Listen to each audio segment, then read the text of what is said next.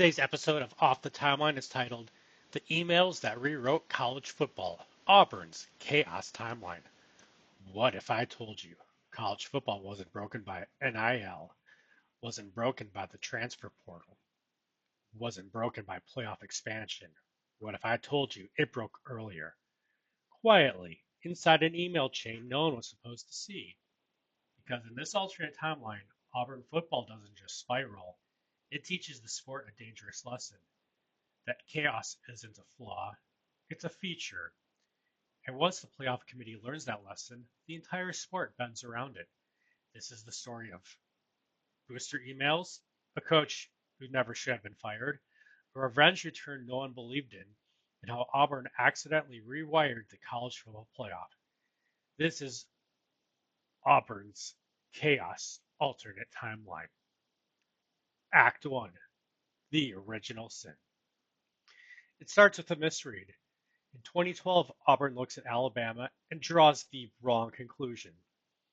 They don't see patience and adaptation, they see NFL legitimacy. So Auburn fires Gene Chizik early and hires an NFL-style coach, let's say Jeff Fisher, for example, to modernize the program. The result? Structure, process, pro-style offense, and no soul. The chaos disappears. There is no kick six, no miracle, no moment that makes the country stop and stare. Instead, Auburn becomes fine. 7 wins, which is totally on brand for Jeff Fisher. 8 wins, hey, we're pushing it there. Bulls nobody remembers. And worse than losing, they stop scaring people. By 2016, boosters fracture. One side says, we chase respect. The other said, and lost fear. The tension doesn't explode yet. It simmers.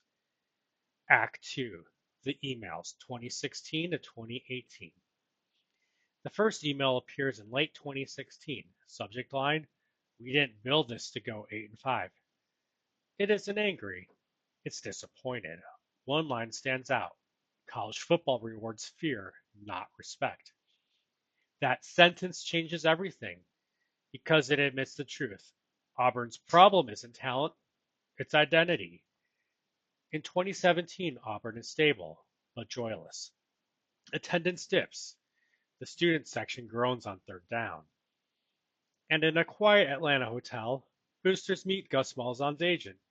No offer, just a question. What if we were wrong? And another email leaks soon afterwards. If Gus beats us somewhere else, the whole thing collapses.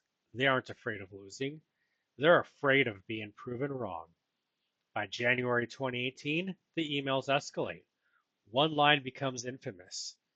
This is no longer about wins, it's about identity repair.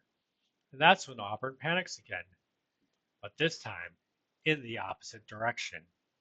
Act 3, the revenge return, 2018 to 2021. Auburn brings Gus Malzahn back, not as an apology, as a correction. The press conference is tense. Nobody smiles. Gus says one sentence, we're going to be hard to prepare for, and suddenly Auburn feels alive. By 2019, the offense is tempo at 100 miles an hour, modernized. They beat Alabama in a feral night game at Jordan Hare. After the win, Gus refuses interviews. Later, another email surfaces. Do not speak to the media. Let them draw their own conclusions. Auburn doesn't need branding. They are the brand. In 2020, the pandemic hits. Chaos programs thrive and chaos seasons. Players say something revealing. This staff lets us be ourselves. That line matters because the playoff committee notices something too. Auburn isn't clean. They aren't efficient, but nobody wants to play them. By 2021, Auburn sneaks into playoff conversations, not because they're the best, but because they're dangerous. Behind closed doors, the committee language shifts. The question quietly becomes, who can ruin this bracket? Act 4, the CFP shifts, 2022 to 2026. By 2022, NIL hits. Auburn doesn't centralize it, they embrace the mess. Multiple collectives, player-first branding, organized disorganization. They win non-games, and everyone goes viral. The committee leaves them just out and explain why. Ability to compete with anyone. The phrase echoes. Texas A&M watches this and draws the wrong conclusion. They spend more, control more, script chaos. It fails. By 2023, their locker room fractures. Emails leak, but they're defensive, not visionary. Texas A&M tries to buy vibes. You can't. LSU tries to copy the look of chaos, freedom slogans, loose branding, without actual freedom. Players portal out. Meanwhile, Auburn just keeps being Auburn. In 2024, the committee openly references Auburn-type profiles. This is the tipping point. By 2025, the original booster emails go public through a legal filing. National outrage follows. Boosters ruin the sport.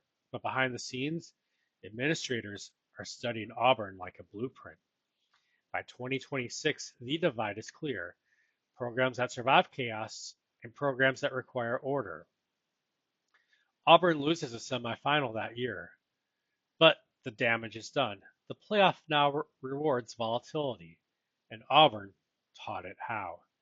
Act 5, what this really means. This isn't really a story about Auburn. It's a story about control, about what happens when powerful people realize unpredictability is more valuable than perfection. Auburn didn't dominate the sport. They did something worse. They changed how success is measured. And once that happened, the sport never goes back. If you enjoyed this timeline, if you like deep dives into how one decision fractures an entire sport, subscribe. Because this wasn't the last chaos timeline. It was just the one that taught college football that fear sells better than certainty. And trust me, there are plenty more emails that no one was supposed to read.